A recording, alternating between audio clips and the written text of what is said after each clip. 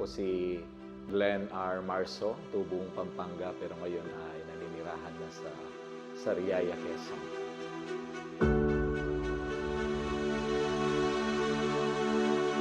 Dating nagkaroon po ng neurocarcinoma peripheral fibroblastoma o sa madaling salita, ito po yung tinatawag na brain tumor. Na-diagnose ako way back 2021 at nagkaroon po ako ng 6 na buwan na tanning sa aking kalagayan at within that month ay oxygen dependent na po ako.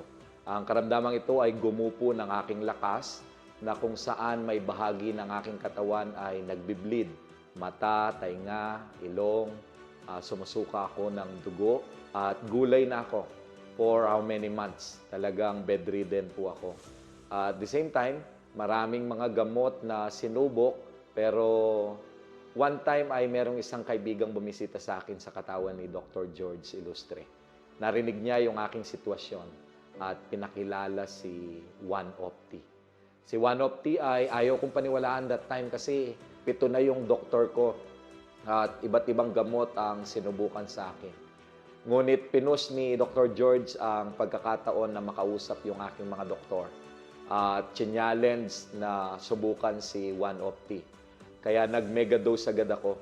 2 bottle a day and praise God sa loob ng 2 linggo na pag-take ko ng Opti juice ay naging normal po ang aking pus cells, red blood cells, triglyceride.